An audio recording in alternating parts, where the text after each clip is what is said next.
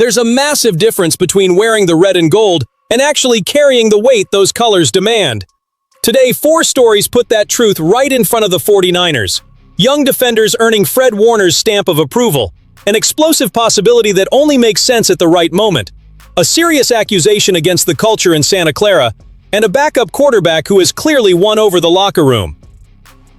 This episode is about pride, trust, and ambition.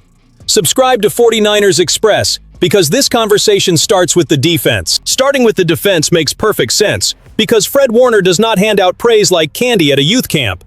When the captain looks at a young player and predicts a leap, I'm listening.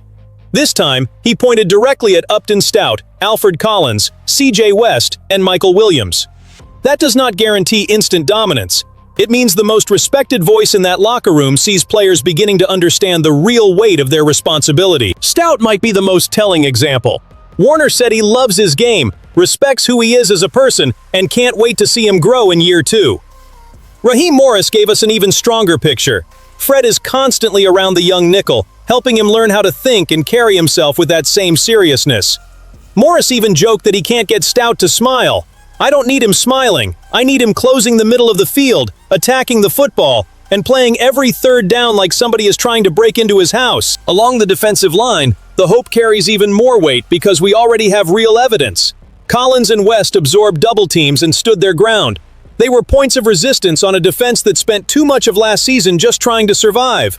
With Mykel Williams on the field, San Francisco allowed a 42% success rate against the run and only a 4.9% explosive run rate. Without him, those numbers jumped to 52.9% and 11.8%. That is not some empty statistical footnote. It shows how much the structure depended on his power, range, and discipline. Then comes the emotional part. Mykel is working his way back from a torn ACL. Warner praised his mindset and how he looks physically right now, believing he'll be great once he returns. His recovery timeline still has to be respected, but the picture forming here is powerful.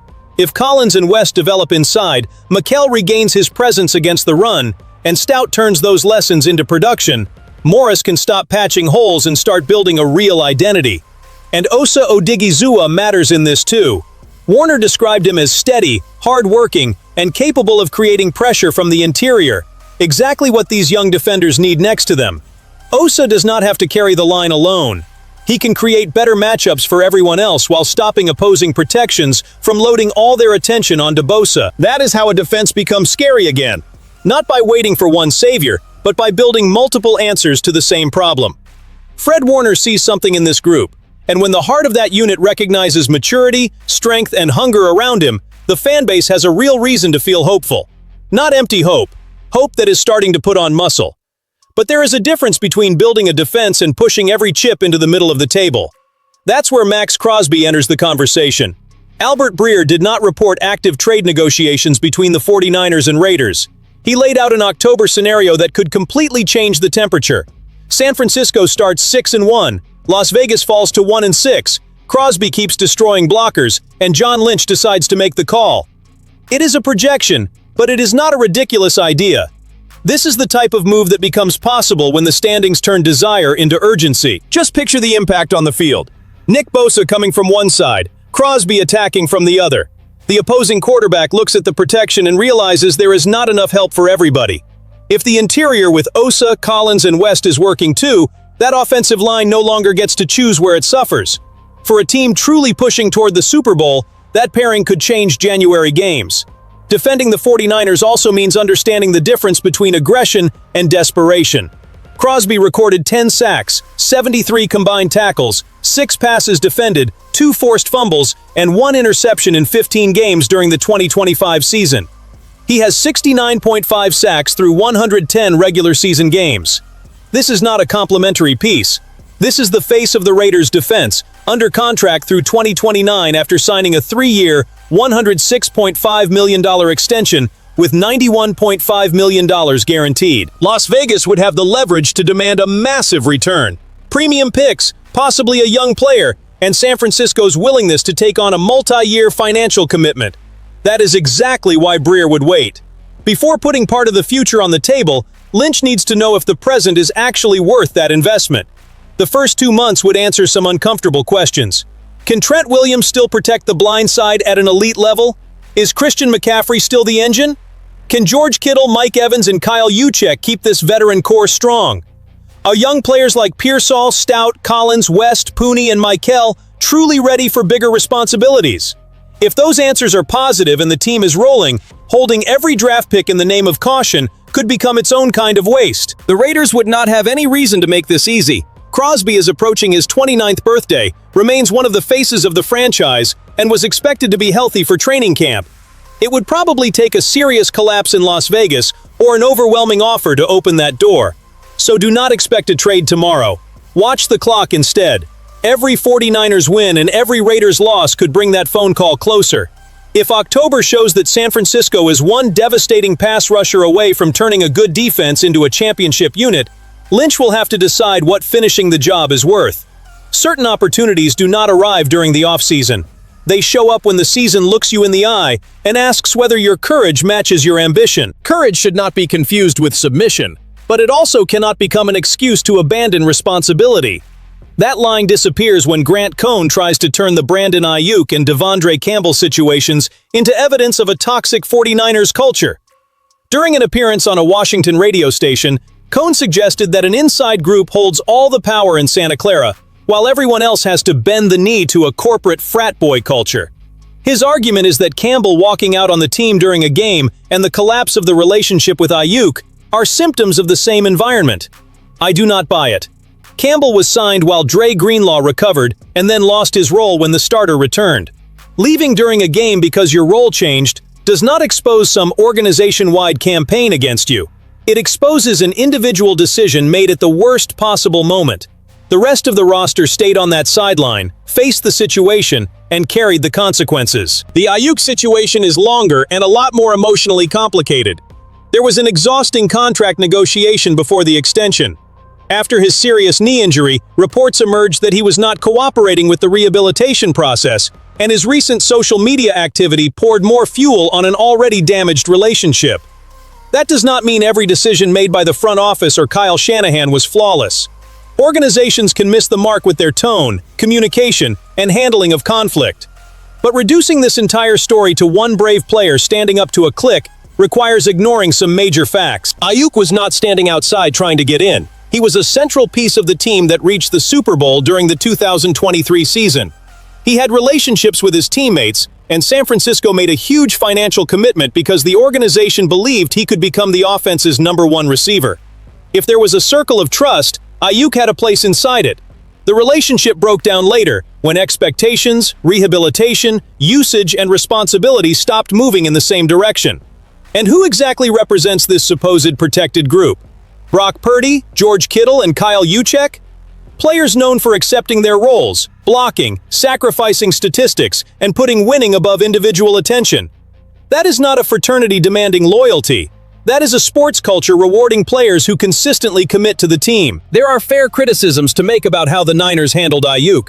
I want transparency and firm decisions too, because a prolonged dispute poisons the planning, the money, and the preparation. What I will not accept is using two individual breakdowns to condemn an entire locker room. Fred Warner mentoring Stout, Kittle welcoming teammates, and veterans enforcing a standard are also examples of culture. Those examples point to shared responsibility, not blind obedience. Now I want to hear from the faithful, and there is no automatic answer here. Does this crisis expose a cultural problem inside the 49ers? Or did Aiyuk and Campbell cross lines that no serious team could normalize? Drop your read in the comments. Defending the red and gold does not mean closing our eyes.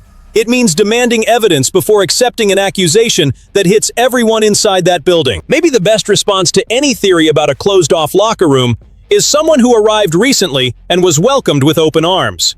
Mac Jones is entering only his second season with the 49ers, but George Kittle talks about him like he is the guy who can bring the whole team together. Kittle called Mac a glue guy. The most surprising part is his position. That role usually belongs to an offensive lineman, a tight end, or a loud defensive player, not the backup quarterback. Quarterbacks naturally come with hierarchy, competition, and a certain amount of distance.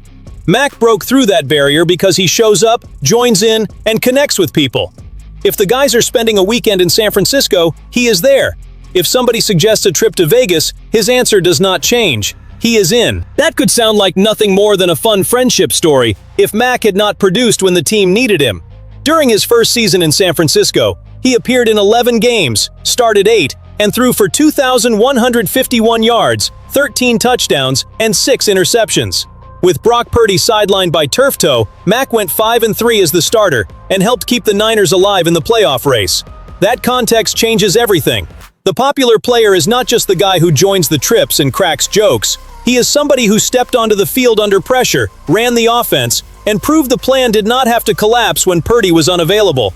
Kittle summed up the full package with a perfect evaluation: energy, work ethic, the ability to play at a high level, and a genuine desire to remain with the team. In Kittle's words, Mack is a 10 out of 10. Jones's response showed why his teammates like him so much. On social media, he thanked Georgie and joked that he would send over payment for the public relations work through Venmo. Nothing forced, no carefully prepared speech designed to make him sound like a leader, just a player who feels comfortable in that environment and can receive praise without turning it into a ceremony. There was plenty of trade speculation around Jones during the offseason. It made sense that other teams would look at a backup with legitimate starting experience, but San Francisco kept him. Right now, that feels less like a missed opportunity to acquire draft capital and more like valuable protection for a season carrying enormous expectations. No fan wants to imagine Purdy leaving the field. A championship roster cannot survive on comfortable thoughts. It has to be ready for the unexpected. Mack brings experience, knowledge of the system, and the trust of the locker room. His presence also helps protect the daily energy at a position where ego and frustration could easily create noise. After such a heavy conversation about culture, this example matters. A player came from the outside, accepted the backup role, answered the call when needed, and became one of the most popular personalities on the team. That does not describe an environment where everyone has to belong to some clique. It describes a locker room that recognizes availability, hard work, and authenticity.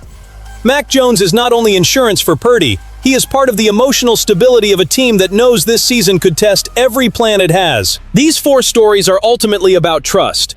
Warner sees young players who can restore strength to the defense. Crosby represents the bold move that could become necessary if October opens that window. The Aiyuk crisis demands accountability, not easy narratives. And Mac Jones shows that belonging is earned by showing up, doing the work, and answering when the team calls. That is the standard Santa Clara has to protect. Talent alone has already taken the 49ers too close to settle for another almost. Now it takes development, unity, and courage at the right moment. Hit the like button, subscribe to 49ers Express, and stay with us for this ride. Stay faithful, red and gold forever.